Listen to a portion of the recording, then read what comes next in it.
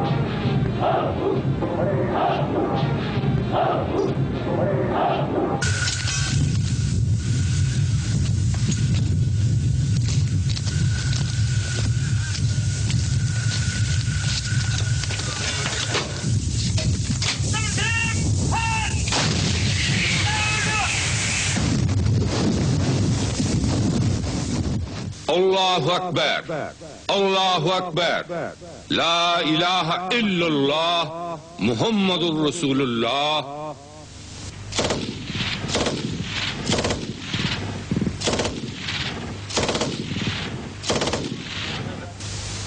مشق ہی ایک ایسا ذریعہ ہے جس سے انسان کا عمل کامل ہوتا ہے. ویسے تو زندگی کے کسی بھی شعبے میں مشق و ریاضت کی اہمیت کو نظر انداز نہیں کیا جا سکتا، لیکن قوم کی عسکری قوت کی پیشہ ورانہ مہارت کے لیے کی جانے والی مشق کی اہمیت سب سے زیادہ ہوتی ہے، کیونکہ انہی افواج پر ملک و قوم کی سلامتی کا انحصار ہوتا ہے.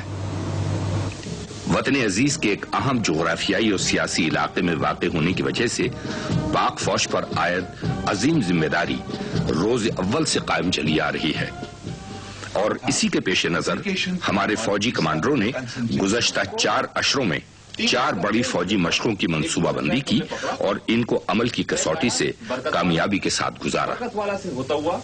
یہ بڑی مشقیں ان چھوٹی مشقوں کے علاوہ تھیں جو افواج پاکستان سالانہ تربیتی پروگرام کے تحت کرتی رہتی ہیں. سب سے پہلے اس صدی کی 5ویں دہائی کے اختتام پر یلو لیزرڈ کے نام سے ایک بڑی مشق کی گئی. پھر تیز گام اور کرسٹل بال کے نام سے 2 بڑی مشقیں 6ٹی دہائی کے آغاز اور اواخر میں ہوئیں. سال 1989 ہماری افواج اور قوم دونوں کے لیے ایک اہم سنگ میل ہے. اس سال سب سے بڑی فوجی مشق اس پیمانے پر کی گئی جس کی مثال ہمارے ملک کے علاوہ دوسری بڑی عسکری قوتوں کے حامل ممالک میں بھی نہیں ملتی. اس عظیم مشق کو ضرب مومن کا نام دیا گیا. یہ مشق اس لحاظ سے بھی اہم ہے کہ اس میں نہ صرف افواج پاکستان کی تقریباً 2 لاکھ کی کثیر تعداد نے حصہ لیا، بلکہ باقاعدہ جنگ کے تحت 2 فرضی متحارب ملکوں فاکس لینڈ اور بلو لینڈ کی افواج نے ایک دوسرے کے خلاف دفاعی اور ضربی دونوں منصوبہ بندیوں کے تحت فرضی جنگ لڑی. دونوں افواج کے پاس نئے دور کے جدید ترین ہتھیار موجود تھے. ان میں حملہ آور ہیلی کاپٹرز، طیارہ شکن توپیں، ٹینک، بختر بند گاڑیاں، فضائی دفاع کے زمینی ریڈارز کے علاوہ ملکی ساخت کے نو تیار شدہ مختلف اقسام کے میزائل، توپیں اور دیگر اسلحہ پہلی مرتبہ جنگی حالات میں آزمایا گیا.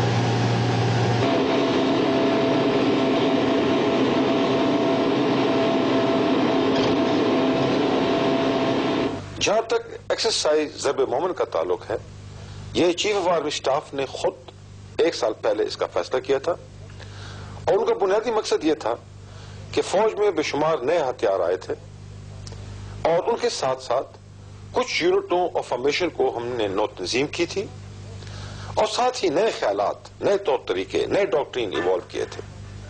تو چیف آف آرمی اسٹاف کا یہ خیال تھا کہ ان نئے طور طریقوں کو، نئے ہتھیاروں کو، نیو تنظیم کو ٹیسٹ کیا جائے، اور اس کے لیے ایک بڑی فوج کے لیول کی ایکسرسائز کی جائے، جس کے لیے ہم نے تقریباً 1 سال تک سٹڈیز کی، اور وہ تمام نئے خیالات، تمام نئے ڈاکٹرینز کو ہم نے پالش کیا۔ اس کے بعد ایک کمرے کے اندر انڈور ایکسرسائز وار گیم کرائی، اور اس وار گیم میں ہم نے 2 طرفیں بنائی، ایک بلو لینڈ، ایک فاکس لینڈ۔ دونوں کمانڈروں نے اپنے پلان بنائے، ان پلان کو ہم نے ٹیسٹ کیا۔ ان پلان کو اور سپورٹ کرنے کے لیے پھر ہم نے اور چھوٹی چھوٹی ایکسرسائز کی، تاکہ بڑی ایکسرسائز کے لیے کوئی دقت پیش نہ آئے۔ یہ تمام کچھ کرنے کے بعد یہ فیصلہ ہوا کہ اب ہم تیار ہیں، اور یہ ایکسرسائز جوانوں کے ساتھ میدان میں کی جا سکتی ہے۔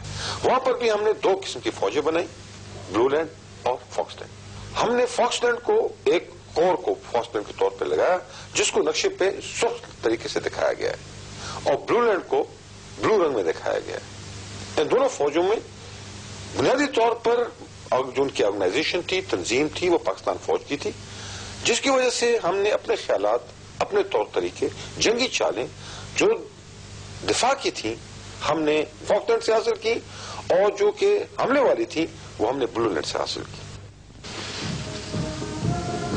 دشمن بڑے سے بڑا ہو یا چھوٹے سے چھوٹا، اس سے نبردازباں ہونے کے لیے کسی بھی فوجی یونٹ کو پیشگی دفاعی تیاریاں کرنی پڑتی ہیں۔ ان میں دفاعی حصار کی تیاری اور مواصلات کا نظام سب سے زیادہ اہمیت کا حامل ہوتا ہے۔ مطلوبہ مقام پر پہنچنے کے بعد تمام اطراف میں مورچہ بندی کی جاتی ہے۔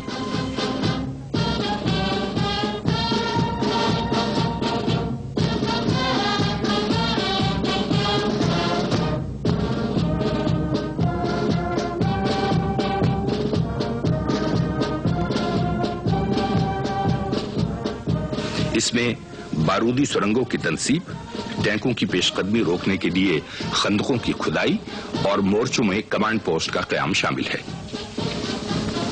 ہر یونٹ کا مرکزی کمانڈ سے رابطہ آپریشن میں انتہائی اہمیت کا حامل ہوتا ہے۔